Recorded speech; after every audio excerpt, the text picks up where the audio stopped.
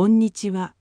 今回紹介するドラマは、若い頃に諦めたか遅れていた夢。老年に至って結果ではなく感情の借金に戻る話です。夢を諦めても、成し遂げられずに生きてきた現在、その空虚さが私にも残っているかを考えながら鑑賞していただければと思います。ストーリーを始めましょう。朝はいつもと同じ音で始まります。目覚まし時計の乾いた電子音です。止める指の動きももう考えなくてよくなりました。75歳になった今、一日はとても静かです。窓の外では車が通り、人の声も聞こえますが、それは自分の生活とは少し離れた場所の出来事のように感じられます。顔を洗い、湯を沸かし、簡単な朝食をとります。パンとコーヒー。味はわかります。ただ、心が動くほどではありません。不満があるわけでもないのに、満足とも言えない。そんな時間が流れていきます。壁にかけた時計を見て、今日も特別な予定はないと確認します。それで安心する自分と少し寂しくなる自分がいます。忙しさから解放されたはずなのに何かを失った気もするのです。若い頃、夢という言葉を使うのが苦手でした。生活のため、家族のため、それで十分だと思ってきました。振り返れば、それは間違いではなかったと今でも思います。それでも、この色のない一日が続くと、胸の奥で小さな違和感が動きます。理由はわかりません。ただ、何かを忘れてきたような気がするのです。私はコーヒーを一口飲み、窓の外を見ました。そこにはいつも通りの朝がありました。でも、その風景が少しだけ遠く感じられたのです。若い頃の自分を思い出すことはあまりありません。必要以上に振り返ると、今の生活が揺らぐ気がしていたからです。夢という言葉はいつの間にか使わなくなりました。口にしないようになったという方が正しいかもしれません。夢を語る余裕がない日々が続き、それが普通になったのです。仕事は忙しく、責任も増えていきました。家庭を守ることが最優先でした。誰かの期待に応えることが自分の役割だと思っていました。それに疑問を持つうとまもありませんでした。周りを見れば同じような人ばかりでした。夢を語る人は少し浮いた存在に見えました。現実を知らないようにも思えたのです。だから私は現実的な側に立つことを選びました。それは逃げではなかったと思います。あの時の判断は確かに必要でした。ただ一つだけ足りなかったものがあったように思うのです。夢を諦めた記憶はありません。失敗した覚えもない。ただ考えなくなった。話さなくなった。それだけでした。気づけば、夢は遠ざかるのではなく、静かに眠っていたのかもしれません。私は古い引き出しを開け、何も入っていないことを確かめるような気持ちになりました。空っぽなのになぜか胸が少し重い。その理由は、まだ言葉にできません。その日は、特別な用事があったわけではありません。ただ、少し歩こうと思い、外に出ました。家にいる時間が長くなると、考えが内側に向かいすぎるからです。近所の小さなリサイクルショップの前で、足が止まりました。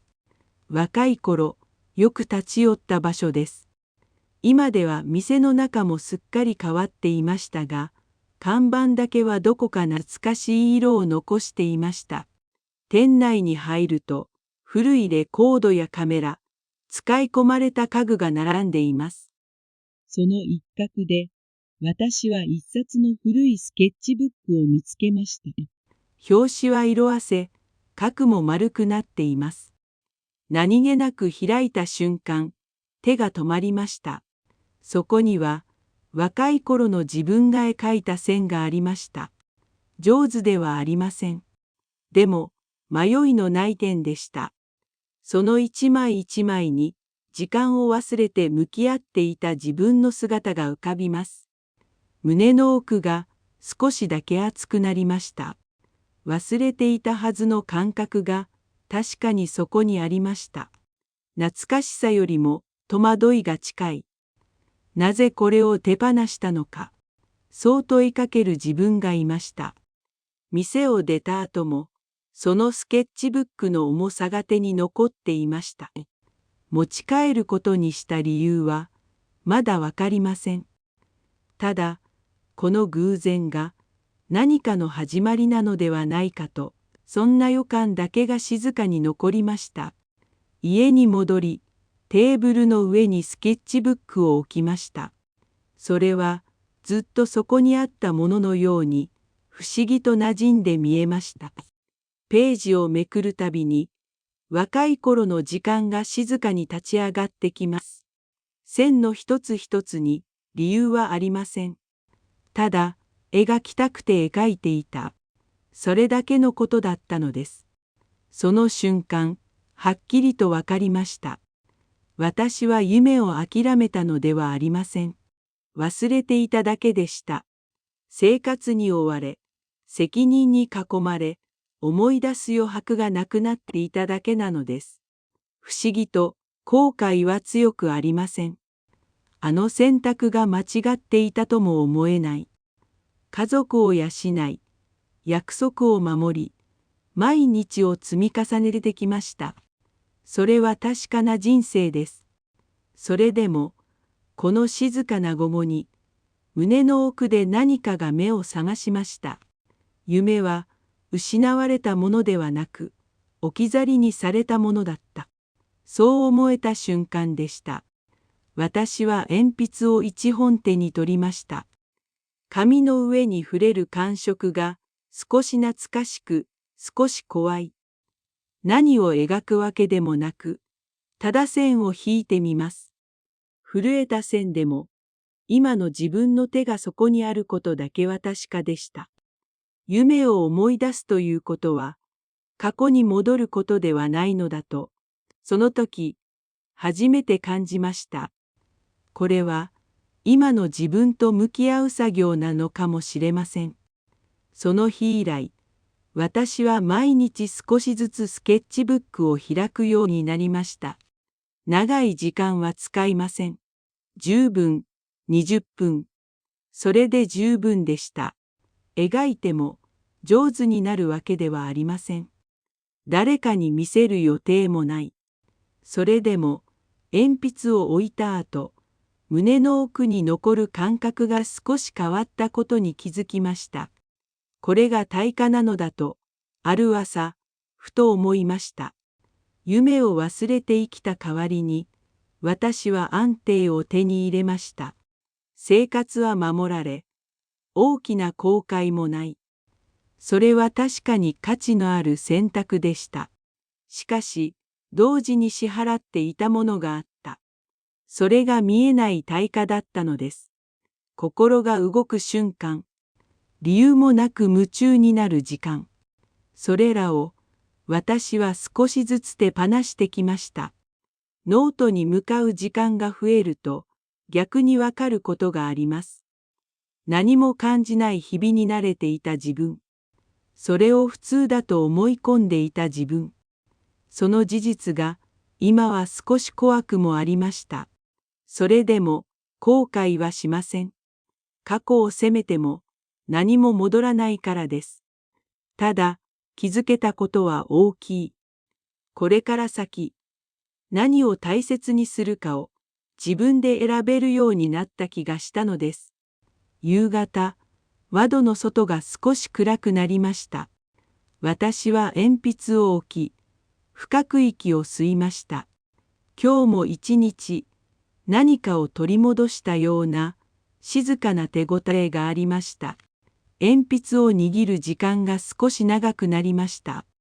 毎日描くわけではありません。気が向いた日に机に向かう。それで十分だと思えるようになりました。以前の私は夢とは叶えるものだと考えていました。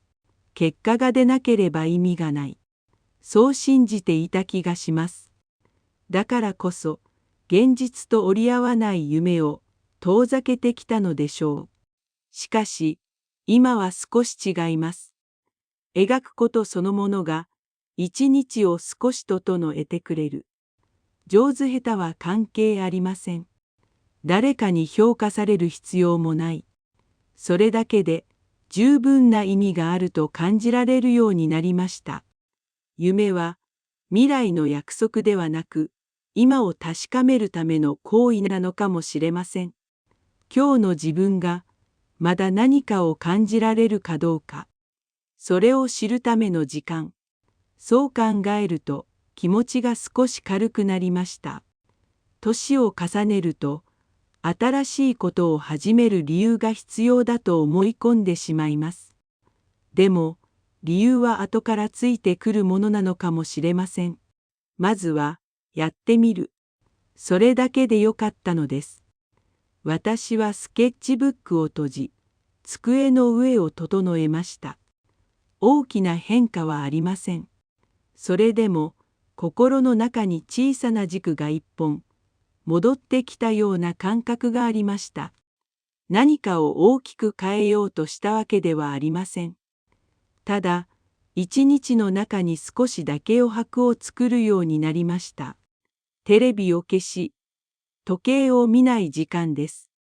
若い頃なら、選択とは将来を左右する重たいものでした。失敗できない。やり直しはきかない。そう思っていました。だから慎重に、無難に選んできたのだと思います。今の私に残された選択はもっと静かです。続けるか、やめるか、描くか、描かないか。それだけのことなのに、自分で決められるという感覚が思って以上に心を支えてくれました。誰かに認められる必要はありません。成果を残す義務もない。それでも自分の一日をどう使うかを選ぶことはまだできる。その事実が私を少し強くしてくれました。散歩の途中で公園のベンチに腰を下ろします。子供の声が遠くで聞こえ、風が木々を揺らします。その風景を心の中でそっと描いてみました。紙はなくても、線は頭の中にあります。選択とは何かを手に入れることだけではないのでしょう。今の自分を信じてあげること。それも一つの選択なのだと、この年になって初めて思えました。朝の光が以前より少し柔らかく感じられるようになりました。同じ部屋、同じ窓、同じ景色。それなのに、目に入るものがどこか違います。夢を思い出したからといって、人生が大きく変わったわけではありません。相変わらず私は75歳で、一人で暮らし、派手な予定もない。それでも、一日を迎える気持ちは確かに変わりました。ロアネンの夢は、若い頃の夢とは違います。競わず、急がず、誰かと比べない。ただ、今日を丁寧に生きているかどうかを静かに問いかけてくれます。見えない対価を払い続けてきたことを、私は責めません。あの時間があったからこそ、今の穏やかさがあります。ただ、これからは同じ対価を払い続けなくていい。そう思えるようになりました。私はスケッチブックを棚に戻しました。いつでも手に取れる場所です。続けるかどうかは、明日の自分が決めればいい。それで十分です。カーテンを閉じる前、窓の外に目を向けます。今日も世界は静かに動いています。その中で、私はもう自分の気持ちを置き去りにしない。それだけで、この老年は悪くないと、素直に思えました。